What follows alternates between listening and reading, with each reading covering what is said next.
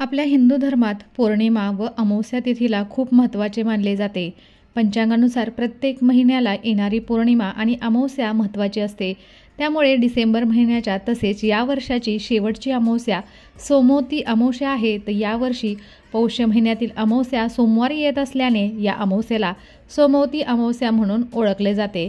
दरम्यान या दिवशी पवित्र नद्यांमध्ये स्नान करण्याबरोबरच पितरांना स्नान व पिंडदान करण्यालाही विशेष महत्त्व आहे. स्नान, दान आणि पितरांची पूजा केल्याने विशेष लाभ आपल्याला मिळतो.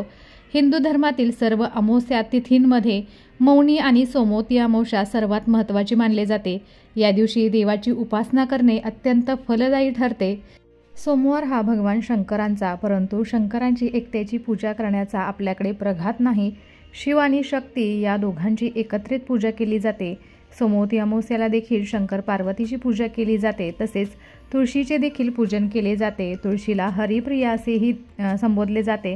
हरी आणि हर या दोघांची कृपा व्हावी म्हणून सोमवती अमावस्याला तुळशी पूजा करा असे सांगितले जाते. सोमवती अमावस्याला शक्य असल्यास सूर्योदयाआधी नदीत स्नान करावे. नदीत स्नान करणे शक्य नसेल तर घरच्या घरी स्नान करताना गंगा, सरस्वती, यमुना, गोदावरी, नर्मदा या पंचगंगांचे स्मरण करावे.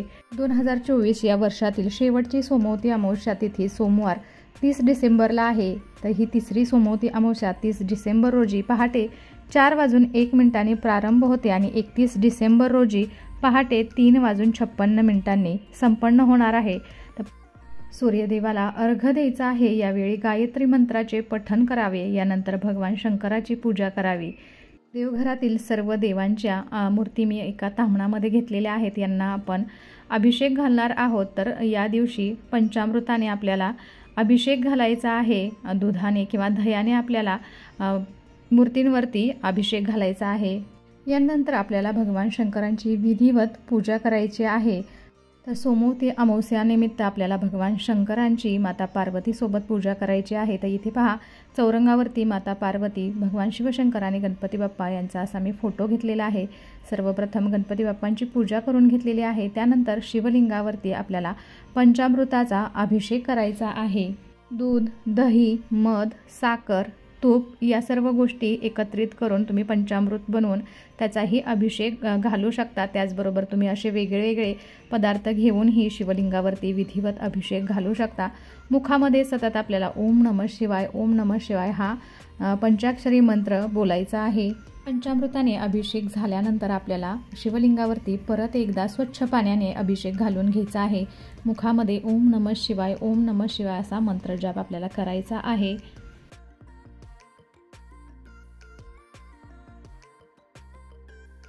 त्याचबरोबर सोमवती अमावस्येच्या दिवशी आपल्याला श्री हरी विष्णूंचीही पूजा करायची आहे. आणि पिंपळाच्या झाडाच्या उपासनेचे वर्णन शास्त्रात अतिशय फलदायी असे करण्यात आलेले आहे. एखाद्या विशिष्ट मनोकामना पूर्तीसाठी पिंपळाच्या झाडाच्या मुळाशी जल अर्पण केल्यानंतर 108 प्रदक्षिणा कराव्यात. सोमवती अमावस्येला भगवान विष्णू आणि पिंपळाच्या झाडाची पूजा केल्याने सुख, समृद्धी आणि आनंद मिळतो. पिंपळाच्या झाडाचे मूळ हे भगवान विष्णूंचे निवासस्थान मानले जाते.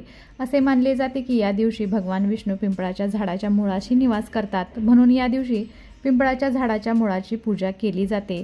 ओम नमो भगवते वासुदेवाय नमः हा जप करून पिंपळाची प्रदक्षिणा करावी आणि असे केल्याने पितरांच्या देखील आत्म्याला शांती मिळते.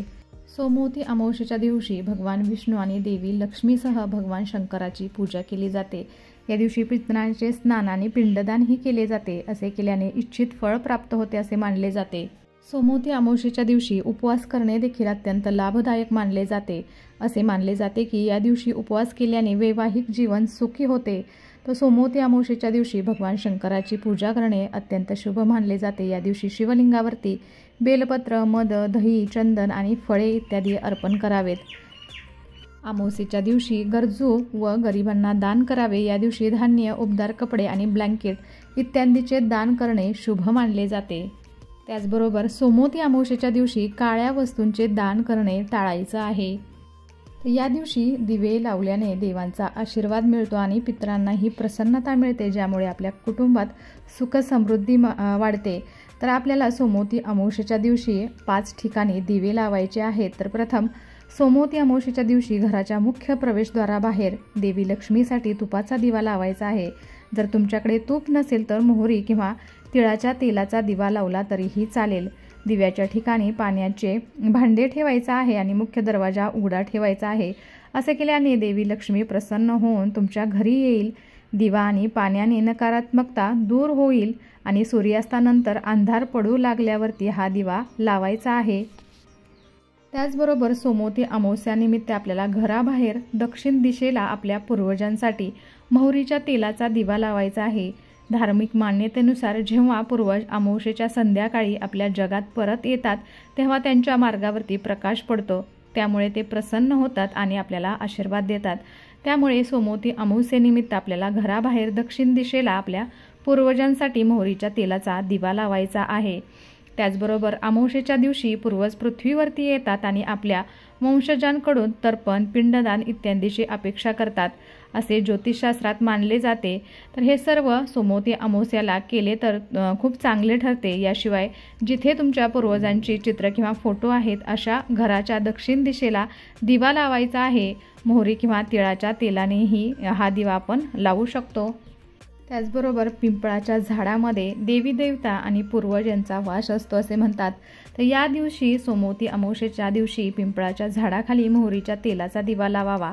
आपली इच्छा असल्यास आपण देवतांसाठी तिळाच्या तेलाचा दिवा आणि पितरांसाठी मोहरीच्या तेलाचा दिवा लावू शकता. असे केल्याने तुमची दुःख दूर होतात आणि तुम्हाला देवाची कृपा मिळते. तर या दिवशी घराच्या ईशान्य दिशेच्या कोपऱ्यात सुद्धा आपल्याला तुपाचा दिवा लावायचा आहे. मान्यतेनुसार या दिवशी देवांचा आपल्या घरामध्ये वास असतो. तुमचे घर धन आणि धान्याने भरले जाईल. लक्ष्मी देवीचा आशीर्वाद तुम्हाला प्राप्त होईल आणि कधीही पैशाची चणचण भासणार नाही. सोमवती अमावस्येच्या दिवशी सूर्यास्तानंतर प्रदोष काळात आपल्याला दिवा लावायचा आहे. दिवा अंधार दूर करतो आणि सकारात्मकता पसरवतो. सोमवती अमावस्येला सूर्यास्त संध्याकाळी 5:34 होणार आहे. सूर्यास्तानंतर प्रदोष कालावधी सुरू होतो. तर या वेळेपासून सोमवती अमावस्येला आपण दिवा लावायचा आहे. या वर्षातील शेवटची अमावस्या सोमवारी येत असल्याने त्याचे महत्त्व अधिकच वाढले आहे.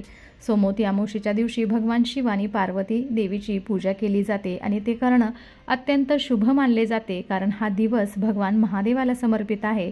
असे मानले जाते की या दिवशी भगवान शंकरांची पूजा केल्याने घरात सुख समृद्धी येते. याशिवाय सोमवती अमावस्येच्या दिवशी पवित्र नद्यांमध्ये स्नान करण्याबरोबरच पितरांचे तर्पण आणि श्राद्ध देखील केले जाते. असं केल्याने आपल्याला पितरांचा आशीर्वाद मिळतो. या दिवशी भगवान शंकरांना पांढऱ्या रंगाच्या वस्तू अर्पण केल्यास त्यांचे आशीर्वाद मिळतात. तसेच भगवान शंकरांना दुधाचा अभिषेक करून दही अर्पण करावे. यामुळे घरातील सर्व प्रकारचे त्रास शांत होतात आणि जीवनात सुख समृद्धी आणि सर्व इच्छा पूर्ण होऊ लागतात. तर या दिवशी ओम नमो भगवते वासुदेवाय नमः या मंत्राचा जप करत भगवान विष्णूंची पूजा केली जावी, तरीसुद्धा पितरांना मोक्ष मिळू शकतो. याशिवाय या दिवशी भगवान भोलेनाथांना बेलपत्र अर्पण करून शिवलिंगाला जलाभिषेक करून बेलाच्या झाडाला पाणी द्यावे. त्यामुळे पितृदोषही दूर होतो. सोमवती अमावस्येच्या दिवशी तुळशीची पूजा करायला विसरू नका. तर या दिवशी तुळशी मातेला आपण कोणत्या गोष्टी अर्पण कराव्यात तर हे जाणून घेऊयात. सोमवती अमावस्येच्या दिवशी तुळशीपुढे दिवा लावून आपल्याला कच्चे दूध अर्पण करायचे आहे. त्याचबरोबर सोमवती अमावस्येच्या दिवशी तुळशीच्या रोपाला लाल रंगाचा धागा बांधायचा आहे. त्यामुळे जीवनातील सर्व इच्छा पूर्ण होतात. नेहमी लक्ष्मी मातेचा आशीर्वाद आपल्यावरती राहतो. सोमवती अमावस्येच्या दिवशी आपण जर तुळशीला लाल रंगाची चुनरी अर्पण केली त्यामुळे जीवनात ऐश्वर्य आणि समृद्धी येते असे म्हणतात. सोमवती अमावस्येच्या दिवशी पिवळ्या धाग्यात 108 गाठी बांधून तुळशीला बांधायच्या आहेत आणि त्यानंतर प्रार्थना करायची आहे. तसेच तुळशीला शृंगाराच्या वस्तू देखील अर्पण करू शकतो. या सर्व गोष्टींबरोबरच या दिवशी घराचा उंबरठा आपल्याला हळदीने सारवून घ्यायचा आहे, म्हणजे हळदीचं लेपन करायचं आहे. पाण्यात मीठ, हळद, गोमूत्र, लिंबू टाकून घर पुसून घ्यायचं आहे. सर्व यंत्र, वाहने घर स्वच्छ करून घ्यायचे आहेत. या दिवशी कालभैरवाष्टकम त्याचबरोबर 11 वेळा वल्गासुक्त म्हणायचं आहे. अमावस्येच्या दिवशी घराच्या आजूबाजूच्या सर्व देवी देवतांना हार, नारळ, खडीसाखर ठेवून मानसन्मान करायचा आहे. अमावस्येच्या दिवशी घरातील आजारी व्यक्ती व कुटुंबातील सर्व व्यक्तींचा घराचा व दुकानाचा नारळ घेऊन त्या कोरड्या शेंदुराने त्रिशूळ काढून नारळ उतारा करायचा आहे. आपल्या घरातील, ऑफिसमधील, दुकानातील जाळे वगैरे काढून व्यवस्थित साफसफाई करून पाण्याच्या बादलीत थोडे जाडे मीठ, हळद, लिंबू, गोमूत्र आणि पंचगव्य टाकून आपल्याला घर स्वच्छ पुसून घ्यायचं आहे. हळद व गोमूत्र एकत्र करून घराचा उंबरठा पुसायचा आहे. आपले वाहन स्वच्छ धुवून त्यावरून नारळ उतारा करून 7 वेळा श्री स्वामी समर्थ मंत्र म्हणून करायचा आहे. हा नारळ जमिनीवरती फोडून हातपाय धुवून श्री घरात प्रवेश करायचा आहे. घर, दुकान, ऑफिस, कारखाना, वाहन यांना असोला नारळ, गोरक्ष, चिंच किंवा कोहळा आपल्याला बांधायचा आहे. अमावस्या दिवशी आपल्या घराच्या मुख्य दरवाजावरती कोहळा कसा बांधायचा याचा व्हिडिओही आपल्या चॅनलवरती आहे. पाहिला नसेल तर नक्की पाहावा. कसा वाटला आजचा व्हिडिओ आणि आजची माहिती मला नक्कीच कमेंट करून सांगा. आणि अशा छान छान आणि माहितीपूर्ण व्हिडिओसाठी पूजाज कॉर्नरला सबस्क्राईब करायला विसरू नका. त्याचबरोबर बेल आयकॉनही क्लिक करा जेणेकरून तुम्हाला माझे नवनवीन व्हिडिओज असेच पाहता येतील. चला तर मग भेटूया अशाच एका छानसे आणि माहितीपूर्ण व्हिडिओ बरोबर. तोपर्यंत धन्यवाद. श्री स्वामी समर्थ.